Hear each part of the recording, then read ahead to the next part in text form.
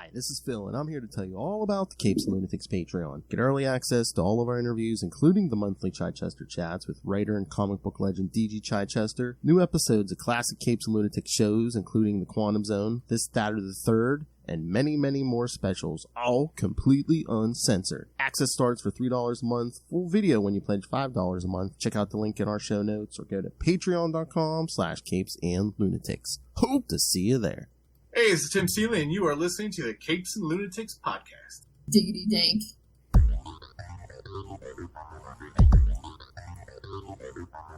Hello and welcome back to another week of the Nightwing news.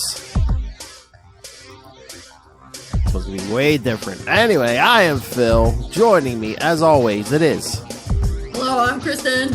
And today we'll be talking Justice League of America 123, 124, and for the final time, talking a brand new episode of Titans.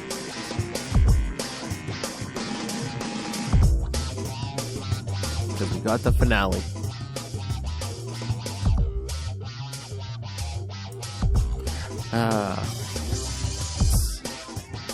Noticed a thing or two in that finale.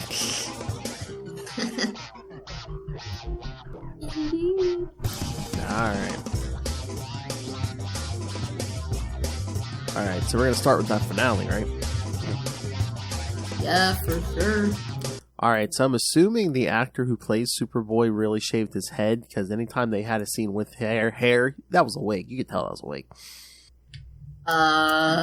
Yeah, no, I don't. When was the scene where he had his hair? Was that at the very end? Well, there's a few. Remember, they did, like, that Christmas, like, flashback thing, right, and then at the end, he's, like, learning how to, like, Superman's teaching him how to fly.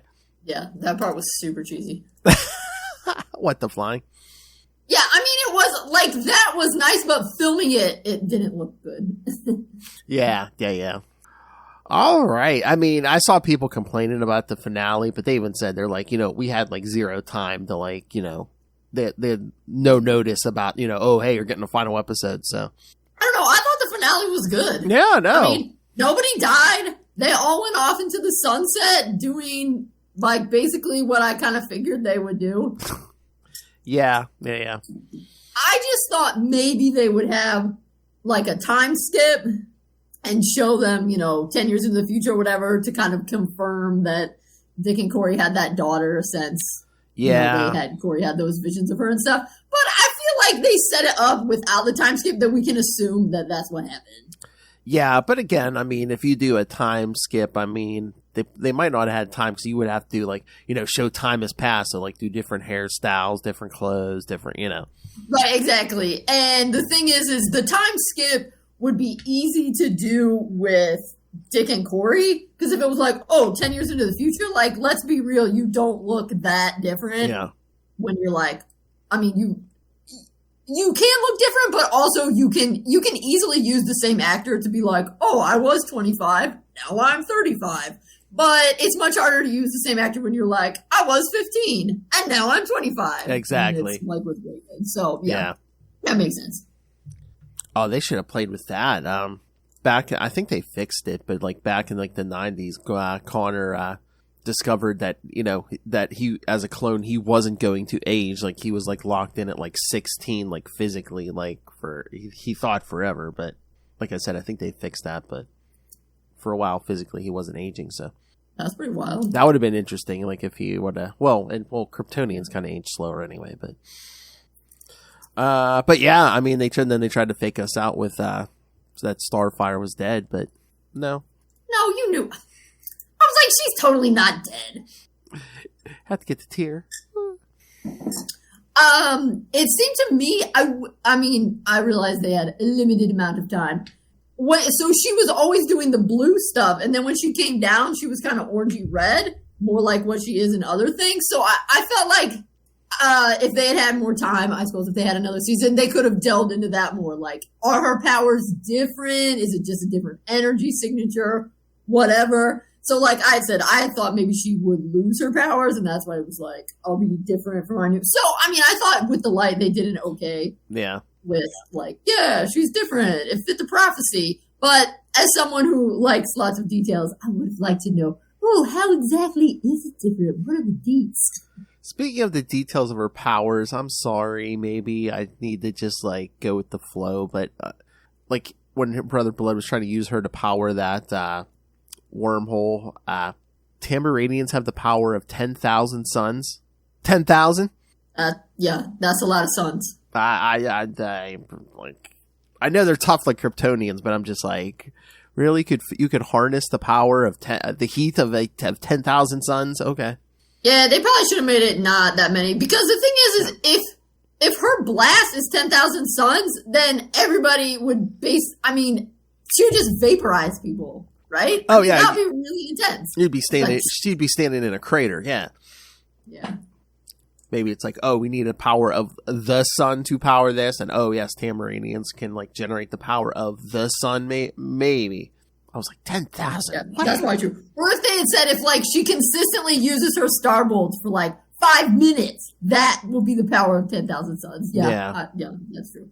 Because, yeah, that is pretty tense. But, again, it's one of those things that's, like, in movies and TV when they show the lava, and it's like, oh, you're only... It's only bad. The lava is only bad if you fall directly into it. When in real life, scientists are like, no, if you get within like a mile of molten lava, you're dead because it's just that hot. Yeah. But to me, it's like, oh, I'm an inch away from the lava, but as long as I don't step on it, I'm cool. Well, that's the thing. If you got close enough to the sun, you'd get vaporized. Not even have to touch it. And she has 10,000 times that power. Oh, okay. Yeah, it's true. It's true. And I guess we were trying to show what a threat Brother Blood was, but he had the power already to defeat Trigon himself. I was like, really? Shouldn't that have been more of a struggle? Well, yes, but they only had that it was last issue or last episode. Yeah. So nope. Yep. Well, let me see. And of course, we already saw it, but the Robin costume looks good. Yeah, I was glad when they went in and they were finally wearing the suits, because I really felt like, I think that, but of course, even while they were doing it, I have on here when they're having the fight and stuff, I'm like, LOL, they never use the code names. I know. And it's funny because, like, the first time we see them in costume in this episode, we see them, and then there's a scene with, like, them out of costume, then they're back in the costume. And meanwhile, I'm like, I think it's like no time, like literally, this is like the same day and stuff. Like, when did you just like stay in those costumes? At least, take the mask, Dick, take the mask off, fine. But it's just like, why are you? Yeah, to be honest, I feel like that was one.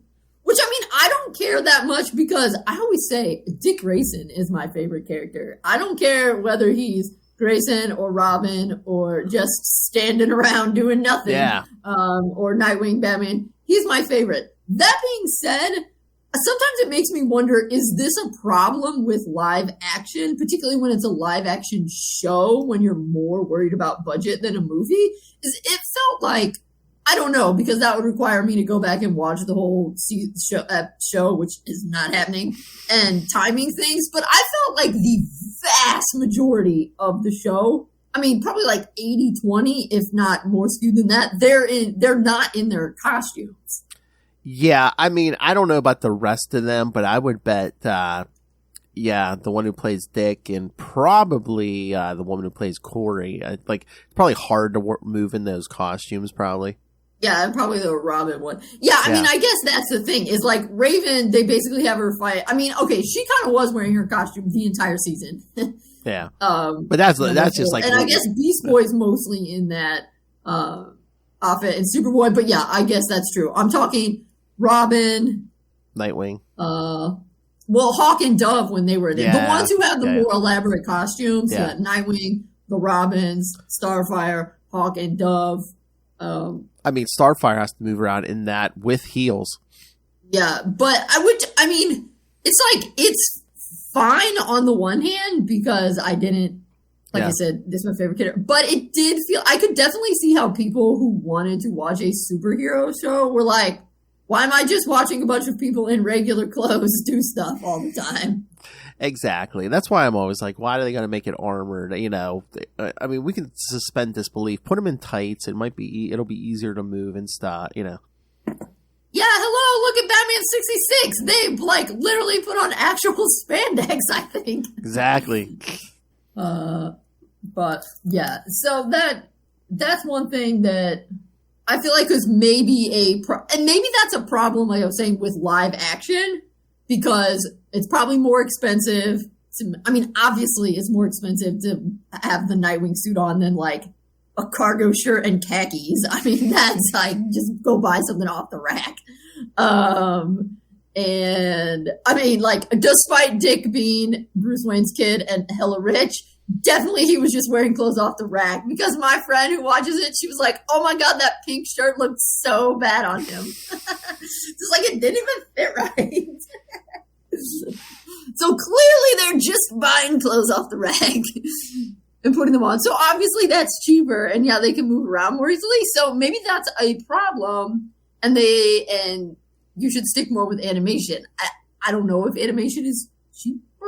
I don't know, but obviously you can do all kinds of things in the show in animation, have them changing costumes and stuff much more easily than in. Oh yeah. I feel like that would be kind of a criticism of the show overall, is a lot of the people were barely ever in their superhero outfits. And again, like I said, it's probably hard to move, especially fight for like Dick in that suit. I mean, it does look bulky, like especially like Right. shoulders and stuff. Yeah. But again, that's the problem with live action. Exactly. Is like, you put him in animation, he can be doing all kinds of spiffy little flips and stuff, and it's perfect. No matter what he's wearing, it fits perfectly and does whatever it needs to. Yes. I will say though that I could have sworn when they were fighting, Brother Blood broke Nightwing's wrist, and then he was like, I'm fine, and was acting like it wasn't broken at all. I was like, didn't he break his wrist? Did he break it, or did he really hurt it? Well, I guess he must have just really hurt it. But he was also acting like it didn't hurt that badly, so he got better really quick. That's some Flash level healing right there. I know. Or it's just like, Bruce, ignore it. Right. But then, okay, so way to be optimistic, Dick. He already made reservations at the restaurant even before they went fighting, but they took Crypto. Yes. That cracked me up. That they went to that fancy restaurant and Crypto went with them. The service dog. I know, that was my favorite though. But yes, the old red kryptonite, epinephrine cocktail. Yeah, so I guess woke Connor up. It was kind of, guess he was kind of in a deep coma. Yeah. I know. You're alive. Yeah. It also felt like Crypto had something to do with it. Because didn't Crypto lick him? And I was thinking, oh, is this going to be a Catwoman kind of thing? I think it was more, I think it was just more like, wake up, wake up. Yeah, probably, but it kind of cracked me up. But yeah, everyone goes their separate ways, and I'm just like, I guess when we see that ending, I'm just like, so are Dick and Corey are they staying together? Are they living together? What's going? I wanted to see what was happening. I assume they'll be together forever, and they'll have that little girl, and they'll live happily ever after at the end. That's what's gonna happen. But yeah, when she came out of the sky and landed, and he starts slowly walking toward her, I'm like, just kiss her, dummy. But I'm interested to see how good of an education is Raven going to receive at Bloodhaven University. I feel like she might be spending most of her time fighting off villains there. Oh yeah, it's like, oh, you're going to school, me too. Yep. But Gar's not going to school; he's going to the Red. He doesn't need school. He's commander of all living forces. Well, the animal ones. Poison Ivy or Swamp Man or whatever. Swamp Thing. They are taking care of the green. And Connor, all they were just like, oh yeah, Superman's training him. I'm like, oh, they could have did the whole, he's going to stay on the Kent farm. Which, maybe. Because the way he was talking to Dick, I think they were trying to keep that whole, he's Clark Kent, I guess only him and Dick know, maybe. Yeah, maybe, I don't know. I mean, it seems like this whole show was terrible about secret identity. I know, that's why it's always so weird. It's like, surely it's not a secret. Yeah, it's like, who knows who knows what, yeah. Oh, that's like the, what was that, like late 90s, early 2000s, there was like, JLA, where like, a lot of the JLA didn't know who Batman and Superman were, and Superman's like, oh, this could cause trouble telling Bruce. He's like, you should tell them all who your identity. And Bruce just like looks at him. He's like, okay. He's like, I'll tell them all who I am. He's like, he's like, you tell them first, Clark. He's like, put up or shut up. Well, it's like that text from Superheroes has done once before. There's really no reason for Clark to. Okay, so yes, there's a reason for Clark to to have a secret identity because you don't want people be annoying you all the time and that kind of thing. But I mean, he's bulletproof no matter whether it's him that's bulletproof, not his suit. So it's like there's no reason to keep his secret identity a secret from his allies. Well, he doesn't really need to keep it a secret from his enemies. I guess, but it's always like, in modern stories, he's married, his wife's not bulletproof. You make any normal friends, and it's just like you paint a target on their chest, I guess. Right? Yeah. But I mean, that shouldn't apply to your friends. Yeah. And again, it's like in the comics, he has a kid, and in the TV show now he has 2 kids. So it's just like I guess if you want to give your who are his 2 kids? John and on the show, John and Jordan. Who's Jordan? Is that made up just for the show? Yeah, I think so. Yeah, because Jordan, okay. Jordan, basically named after his other father, Jor-El. Oh. See, he had 2 sons, and he named them after his 2 fathers. Nice. Yeah, but only one of them has superpowers. Oh, really? Just John? No, just Jordan. What? On the show. See, get it? The one named after the Kryptonian father as the one that has powers. Get it? See, I was trying to base it on the comics, so it threw me off. Yep. Nah, that would make sense. Right. That makes sense. That's DC. Come on. Yeah. All right. So overall, what would you give the Titans series as a whole, like a grade? C. Oh. and that's something with Dick Grayson in it, kids.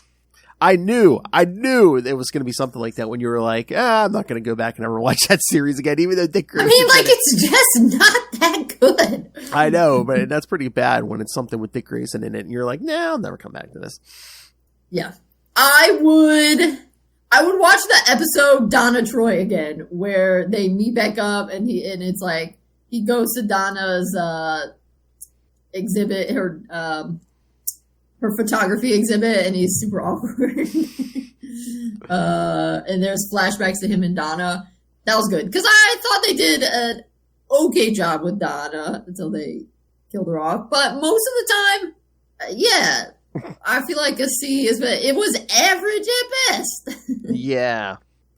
They pulled it together better for this season than any of the others because this fourth season did not have that moment where you were like, what the? Where everything fell apart and you were just shaking your head. Or characters were like completely written out of character. Yeah, because now I can't remember in the first season, but there was like a lot of ridiculous stuff in the first season. But I mean, in the second season, when Dick is like, I feel so guilty, I'm going to go punch this airport security officer and go to jail. You're like, what the heck? Uh-huh. That didn't make sense. In the third season, I liked the third season because I like Barbara and because it was in Gotham. But I also felt like Dick started making stupid decisions in season 3 and like episode 2 when he took the Scarecrow out to that cabin, and then remember we had the flashback where Batman is like sticking the Robins out in the woods and they have to outsmart the wolves. What the heck? I know. That is some definite child abuse there, Bruce. What the? I know they went on. And then we had the flashback where Dick and Barbara are going and stealing stuff from the art museum and then just like, I don't know, stashing it somewhere and then having sex afterwards. What? Also, that would not what is going on? Oh yeah, I forgot about that. And then Bruce almost killing himself? What? Or killing the Joker, yeah. Yeah. So that season really did not.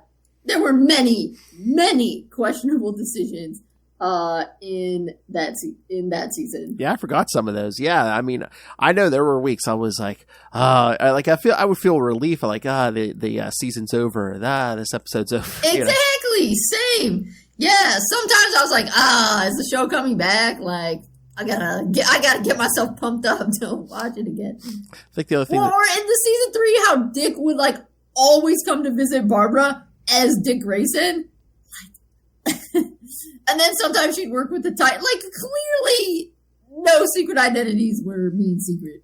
I know. Oh, right, and wait, and then in season 2, when Joey was killed, but somehow he got sucked into Deathstroke's body. And then at the end, he got sucked into his sister's body? What? Yeah. And all the stuff with Aqualad. Well, and really just how they treated Joey. Like, so many questionable decisions. So that is why it is only a C, and I am not sorry it's over. Yeah, I'm kind of like you. I'm like, I don't know if I'm going to come back to this. No. But I think the actors were well cast, and yes. I think they gave it the old college try. So I hope they are all successful afterwards. I hope they don't have Alicia Silverstone moments where people are like, oh man, you were in that hot mess of a movie/show. Now we're not going to hire you again. Because that was unfair to her, because that whole movie was a hot mess. And why did George Clooney come out of, well, okay, he's George Clooney, but the others came out much less scathed than she did. So I hope that doesn't happen to the Titans people. But yeah, I mean, considering what they were given, they all did an excellent job. So yes, they gave it their all, despite the material being not great. If there's a problem I had with the show, it was the writing. The actors were great. But now it's done, and we can just move on like it never happened. Hopefully, the next live action Dick Grayson is done very well. All right. I mean, yes, and I've seen some of the other stuff. Mm-hmm. I've seen a few other things that the dude Brenton who played Dick Grayson is in. And I mean, I think he could have done it also if they had done. It's not like he's only a serious, I'm dour kind of actor. Like he could have done it if he was more fun as well. Yeah, but again, that's not how they wrote the show. Yeah, clearly. Yeah, I would have been interested to see like a more upbeat Dick Grayson, because that's the way he's supposed to be, Yeah, I mean he's even more upbeat on Young Justice. Yeah, way more upbeat. He's supposed to be the bright shining the Batman, but the nice one. Yes. All right. Like he was the nice one in Gotham because Bruce was really ridiculous. All right. You ready to talk some comics? Yes. All right. Wait, what would you give the show? I might do. I was gonna say I'm usually nice, but I might have to give it a C or C plus. Yeah, I don't know. It's like I said, there are times I'm just like, it's over. Thank good. And again, nothing having to do with the actors. Is that or some of that writing? Most of that writing. Yeah. Well, I mean, there were some good moments, and then there were some you're just like, well, what the F are they doing? Yes, so true. All so right. True. All right, ready to talk some comics, which are kind of weird. I'm ready. All right, so yeah, kids, not a ton of Dick Grayson in these, but we get the more Justice League because we're going to talk more Earth 2. Do you have synopses for these? Because I would love to see what they have to say. Yes, I believe I do. Yes.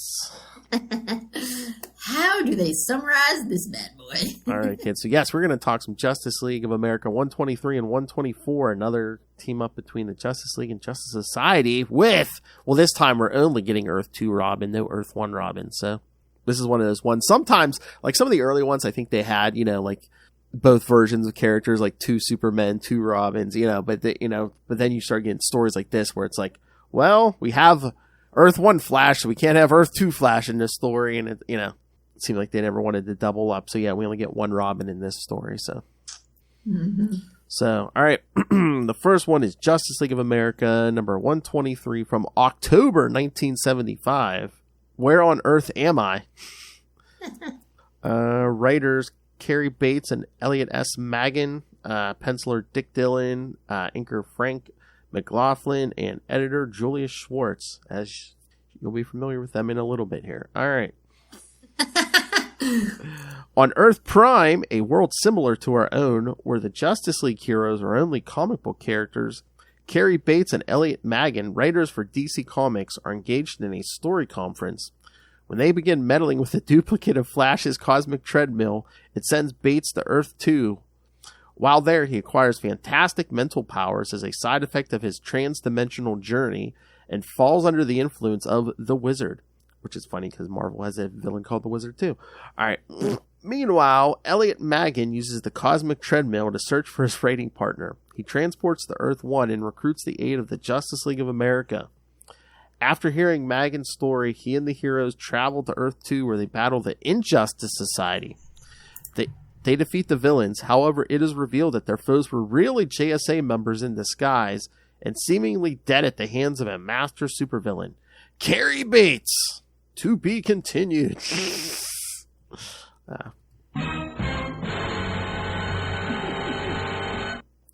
Yeah. So, let me see. Oh, here's some notes. Yeah, because they do mention that Earth 2, because of a weird, time moves slower in Earth 2, so it's like 20 years behind Earth 1. That's how the Justice Society's still around. Oh, okay. Oh, yes, and Elliot Maggin, mentioned that him and Green Arrow speak with the same mannerisms and sometimes even make identical exclamations at the same time. Maggin explains it by pointing out that he based Green Arrow's speech patterns after his own when writing the character. Incidentally, this causes Hawkman to immediately dislike Maggin upon meeting him, even before learning of his Earth Prime origins. Yeah, because back in the day, they really, Hawkman and Green Arrow were at each other's throats a lot because basically, Green Arrow was the liberal and they played Hawkman more like the conservative cop figure. So, yeah. Kind of like how Batman often does not like the Green Lantern, right? Yes, Hal Jordan, yes. But doesn't he really not like Guy Gardner? Hasn't he punched Guy Gardner before? Oh, yeah. Because, yeah, that Justice League International, where, Guy Gardner just keeps getting lippy, and he, takes off his ring. He's like, that's it, bats, and just, boom, Batman knocks him out with one punch. That's, it's the joke. So, okay, yeah. Okay, so this thing with the Flash's cosmic treadmill, that's a thing in the Flash comics? He used to have to use this cosmic treadmill to, travel through time, or, the other Earths, but now he can just do it under his own power. But yeah, that was a Silver Age gimmick where he had to use the cosmic treadmill. Yeah. Well, yeah, this is probably still the 70s, right? Must be 73, yes, this was 75, yeah. Oh, 75. Okay. Yeah, this issue, yeah. I liked how Dick and Johnny Thunder were going to the movies together. Yes. Yeah. That was nice. The JSA hanging out and being friends on their downtime. Mm-hmm. That was cool. Basically, Earth 2 Dick getting more accepted than he did last week, so. Well, it's been 4 years, so now they're true. like, oh, yeah, okay. But yeah, that was kind of weird where it was the actual writers of the comic and stuff. And yeah, I thought that was kind of funny. I was like, no, that's definitely different. Cause I don't know when they originally did Earth Prime, but it that was where Superboy Prime came from, in the 80s. So wait, is our Earth considered Earth Prime, or are we considered Earth Zero? Or is it the main characters are in Earth Zero, and then... I don't know if we have an equivalent these days, but yeah, back then Earth Prime was supposed to be the real world, yeah. Okay. But yeah, it was... I mean, I did think it was kind of a cool idea to have one of the writers become the villain. That was kind of fun. Yeah. Okay, here it is. First, Earth Prime was first seen in the Flash 179, so... Okay. That was 1968. So yes, Earth Prime's been around since 1968. And then I mean, obviously the Justice Society members must have been, they must have kind of done something to them, because the JLA, it's not like they actively were trying to kill the Injustice Society. No, because even if they were the villains, they weren't going to. Right, they wouldn't. So it's obviously they're kind of weak or whatever, because it was like, oh, I punched you and you died. Like, what? Did Carrie Bates do something? Because I was just that seems so weird, because even as we'll get to in the second issue, they're blaming themselves. I'm like, I don't think they were trying to kill him. Something had to have been up with that. And no, Right. kids, not a trick, not a hoax. The JSA actually died. Yes. Because mild-mannered Carrie Bates has become the most dangerous man on 2 Earths. Which I get the wizard brainwashes him, but it's like he just like randomly gets superpowers from traveling the Earth too. Hey, whatever. If it works for Superman, he's just a regular dude on Krypton, and he comes to our Earth, and we're all puny, and he's like, oh, yeah. I guess, but Megan went to Earth 1 and didn't get any powers. Well, I don't know. It is what it is, Phil. One writer, not the other. Well, only one of them could become bad. And I love Julia Schwartz. It's just like, oh, no, I can't let you go after him. No, I have to. It's the only way. Okay. It's like, yeah, whatever. I'll cover for you. I'll cover for you. Oh, yeah, and when he was like, we have to call the police. We can't call the police. Do you know how crazy we sound? I'll save him and we'll get an issue of Justice League out. Yes. Because I was trying to think, Dick doesn't get a lot to do in these, but I mean, he doesn't even get like a ton of dialogue. Probably most of it's in the beginning of this one. Yeah, when him and Johnny are at the movies. Or coming out of the movie. To be honest, I felt like most the people who had the most dialogue were the comic book writers. Yeah, pretty much. Although, I'd say probably the Justice League had more dialogue than the Justice Society. I was like, boy, that's kind of a... Well, which makes sense because it's their book. Yeah, but again, it's like you're doing these team-ups, I'm getting the Well, don't feel bad, though. Dick has the most prominent position on the second cover. Oh, yeah. That makes up for it. Let's get to that one. Yeah. Oh, yeah, because he's dead center in that. Yeah. All right. So, the second part, Justice League of America, 124, November 1975, Avenging Ghosts of the Justice Society, by the same creative team. While the Justice League fills in for the deceased Justice Society members in combating crime on Earth 2, the villainous Carrie Bates kidnaps fellow writer Elliot S. Maggin in an animated word balloon and uses him to lure the heroes into a battle with the Injustice Society. Kids, see, don't let anyone tell you words can't hurt chicks. They can. Bates' magical powers cause the heroes to see images of the dead JSA members during the battle, and overcome with guilt, they start to lose. The day is saved by Maggin and the Spectre, the former bombarding Bates with insults, breaking his concentration and causing him to lose control of his creations. The latter returning from the beyond to restore the other Justice Society members to life. The JLA and JSA team up to defeat the villains. Carrie Bates is restored to normal, and he and Maggin are returned to Earth Prime by Johnny Thunder's Thunderbolt, while the Spectre returns to his ghostly domain as he erases the JSA heroes' memories of their temporary deaths. All right, so tied up everything nice and quick and neat. Yeah, I have to say, since they're comic book writers, him capturing Elliot S. Maggin by having him start he starts talking, and his speech bubble comes out, and it makes it. That was amazing. I know. That was definitely the highlight of the issue. But see, because when we were doing this, I screen cap the. I'm reading on my phone, so I just take a screen cap of the pages, and I'm like, yeah, I need to make sure I mention that. And in this second issue, that was the only one I screen capped. I was like, oh yeah, this is amazing. That's getting used in class.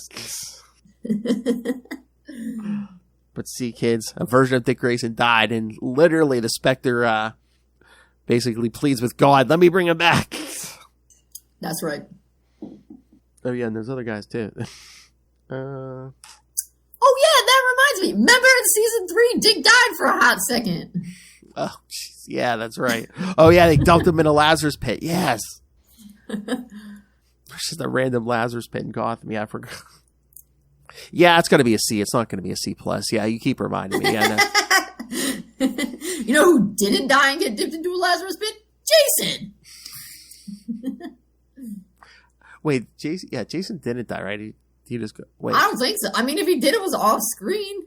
Yeah. Remember, that was the other thing. In the show, he kind of became Red Hood because he was like, yeah, the Titans pissed me off.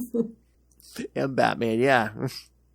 Oh, yeah, didn't he fake his... Yeah, he faked his death or something, didn't he? Or somebody faked his death. Ugh. I don't know. I just remember at the end of that one season, he was like, peeked his head around the corner when they were all going onto the plane, and he and Dick, like, gave each other a nod or whatever. Yeah. I love when Casey keeps coming back. We're just like, oh yeah, remember this thing that made no sense? Remember this travesty? Remember this thing that made absolutely no sense? Oh, remember the greatest travesty of all, F Batman. Remember how at one point Dick was in a relationship with Dawn, and in some of the episodes in season 1 and a little bit in season 2, but mostly in season 1, remember when he had that fever dream and it was like his perfect life and he was married to Dawn? And I was like, what? That was ridiculous too. Boy, they really bounced him around from love interest to love interest. Dawn, Barbara, Corey. I mean, yeah, they kind of insinuated that perhaps he and Jinx had a thing. Oh, yeah. So we're making him a himbo, yes. Oh, yeah, also Jinx died? What? Don't you think the person who has magic should maybe come out? I don't know. Yes. Also, Sebastian was born in the 90s and dude looked like he was 40. Exactly. Him and his killer video game. Also, they did not understand how to write deaf people. Oh, yeah. They were like, reading lips is basically magic, right? No, it's not. We should have just did this episode as a wrap up of the Titan series. I could have titled it "How the Titan series Failed Us Over 4 Seasons." I bought a Roku TV for this. It's okay though, because now I can watch HBO Max on it. Yes, you can watch Batman the Animated Series. That's right. Also, I have a small TV, so it's only like $150. Okay. Okay. But that is why I went out. I had a TV, and then I was like, this TV's kind of old. And if I am going to be able to watch Titans by DC Universe, I need to get a smart TV. So I went and bought a smart TV in 2018 so that I could watch Titans. Oh my. So the one good thing that came out of Titans was Kristen bought a smart TV. We'll have to keep an eye out because they are. I mean, I'm trying to remember if it's going to be Amazon? Is it going to be on Prime or something? They are doing a new Batman animated series, Batman Cape Crusader. So we'll have to see if Dick shows up there in some shape or form. Because I don't think they've really given a lot of details about like who's appearing and stuff, and if he does, will it be Robin? Will it be Nightwing? I mean, I guess that's one of the other, and I don't really know what the solution is because I get that you want to put in as many characters that fans like as possible, but since the characters have such a long history, they keep changing the Robins really, really quickly. Yeah. And so it's like stuff happens really fast. Well, that was the problem with New 52. They were just like, oh yeah, we're 5 years into this new universe, and there's already been like 4 or 5 Robins. It's like, oh, so Bruce has had a Robin like one every year, like once every year he switched up Robins. It's like, yeah, that doesn't really make sense. New, or it paints Bruce in a very negative light, where it's just like, yeah, it's been real. It's been a year. Get out. They've walked that back. Oh, they walked a lot of most of New 52 back. I mean, and again, like you said, we're already suspending our disbelief because the training montages, I mean, it's kind of like a movie. The training montage is like 3 minutes, and then I'm Rocky, ready to go beat up the Soviet Union. I was going to say. Sort of thing. It's like, okay, Tim's doing a little bit of training at Star Labs, but then all kinds of stuff happens, so we don't see him training much. And then he goes and has 1 day of training with Jason, and it's like, you're good to go. Exactly. Oh, wait, that does bring me to my one other thing that annoyed me that I forgot to mention in the final issue. So, okay, they're all in there. Corey's having her power sucked out of her, and Bernard's like, you gotta unplug the portal. So why is it that only one person, Beast Boy, goes and starts trying to unplug the portal? I'm like, what the heck? You should be focusing on unplugging the portal, guys. Yeah, now that you mention that, it's like, what did he have to unplug? Like 4 different cords or whatever, or 4 different wires or whatever. But I'm like, once he got the first one out, the second one out, it's like shouldn't the power drain have been draining Corey much slower? It didn't seem to slow down the power drain at all. Yeah, all through. But yeah, I was like, okay, so Nightwing started beating up like, Tim didn't need to help him beat up Brother Blood. It's like, the more important thing is to unplug this. Like, if Dick gets punched a bunch by Brother Blood, like, that's on him. Mm-hmm. Yeah. Well, then he had to grab Gar so he didn't get sucked into the wormhole. Right. It was the same kind of, it was like, we're trying to extend, it was the visual equivalent of Charles Dickens getting paid by the word. So it's like, oh, we have to make this episode longer, so we have to extend out some fight scenes instead of people doing what they should do. Same kind of thing when Dick and Raven were doing that ritual, and it comes out in a little puddle. I was like, hello, start stabbing that puddle right now! He's all like, oh no, I gotta let it become some sort of entity so that I can go running around through this warehouse trying to fight it, wasting time. It seems like the live action version of, when Lilith and I talked to D.G. Chichester, who used to write a bunch of comics, like, he used to be an editor too, and he's like, there are guys who will come in and like give you like a detailed story and a well thought out story. Then there's some people would come in sometimes and be like, hand you a script that says, and they fight for 6 pages, and it seems like it's it's like, oh, here the artist can figure it out, and they fight for 6 pages. This seemed like a visual version of that, like a live action version.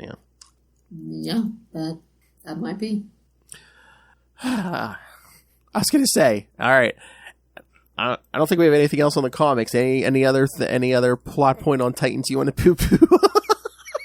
I mean, just cut me off. I'm sure if I think about it anymore, I'll be like, oh yeah, remember that? Remember how stupid it was that Donna died by being electrocuted? What? That didn't make sense. Okay.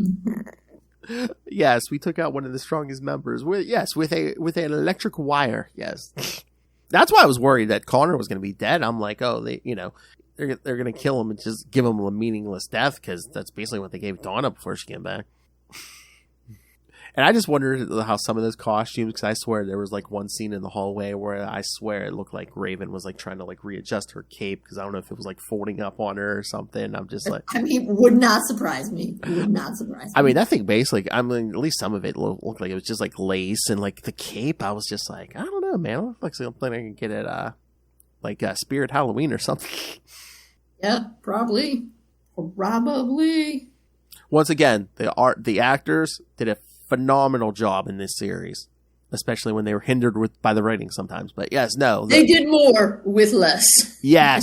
The actors did elevate the material they were given. So if it weren't for the actors themselves, I don't know if I would have got through this series.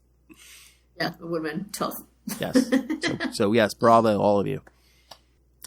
Even Bernard, the gentleman who played Bernard, excellent job. Oh yeah, Bernard was amazing. Yes. He was one of my faves in season 4. Yes. That's what I was afraid. That's who I was afraid was going to die, was Bernard, maybe. But yes, no, Bernard survived. Good. Right, we were gonna like do that to throw some tragedy in Tim's life. So yes, thank you for not doing that. Right. Yeah, actually, Tim is doing surprisingly well in this show. Like, his parents are still alive, and none of his friends are dead. Wow, he's gonna live his best life. Yeah, it probably helped the character of Tim that the show was coming to an end. If we had gotten another season or something, they might have eventually been like, yeah, we got to kill somebody in his life. So his parents. Yeah, exactly. Either Bernard or the parents, somebody, yeah. Yeah. I love Connor. Was I dead? I'll tell you later. All right. Anything else? I think that's it. All right, kids. So, all right, I'm going to give you the rundown on the next few episodes, because if you're listening on the podcast, you'll hear them in order. If you're watching on YouTube, they're going to be a little out of order, because we're going to get them in before Kristen goes on vacation. So, but again, if you're listening on the podcast, there'll be no interruption. We're just going to record ahead, and I did not want her to miss episode 200. So, all right. So episode 198 will be our new issues. So that'll be Nightwing 104 and Titans #1, and we'll probably have World's Finest by then. So if he's there, we'll cover that. Episode 199, we're going to cover Teen Titans 12 through 15 from 1996. Oh, yeah, I think I know that one. Yes. With all the brand new characters, but then Dick and the others have to step in. Yes. So we're going to cover that, 12 through 15. And then episode 200, kids. That's right. We're almost at 200 already. We're going to cover JLA Titans the 3-issue mini with basically any. Oh, is that called the Technus Imperative? I think so. Yeah. It's the one by Devin. It was basically the one that came before her Titan series. Yeah, the one where basically we get everyone who is a Titan who is alive at that point. Yes. Yeah. And the Justice Rock League. on. So yeah, that's the road to 200, kids. The road to 200. Road to 200. All right, so. Send us all your thoughts. Email us, CapesandLunatics@gmail.com, or call the voicemail 614-382-2737. That's 614-38-CAPES. And remember, you can find all things Capes and Lunatics, episodes, social media, merchandise, the Patreon. Please subscribe. You want to subscribe because May, June, July, and August, Lilith Hellfire and I are going to cover we're going to take a series at a time and review Heroes. I'm going to review Heroes Reborn one series at a time with a very drunk Lilith Hellfire on Patreon, so you do not want to miss that. That was basically the Marvel 90s version of New 52, so yes. New 52 actually might have been better, so that'll tell you. Whoa. Yeah, that might tell you something, yes. Especially that damn Captain America book. I'm looking at you, Liefeld. All right, so yes. So find everything at, on the website. Did I say the website? tubespace.io/CapesandLunatics Podcast Network. That's tubespace.io/CapesandLunatics Podcast Network. And if you're a fan of the show, you must. Come on, summer vacation's coming. Kristen's going to not be working for the next couple months. Pick up Dick Grayson, Boy Wonder. Yes, she's an educator, kids. Make her summer great. Pick up Dick Grayson, Boy Wonder on Amazon. And again, see, kids, put my money where my mouth is. Look, Dick Grayson, Boy Wonder. So, pick it up on Amazon, and again, subscribe. Follow us on social media. Subscribe to the Patreon before I become a supervillain. All right, kids.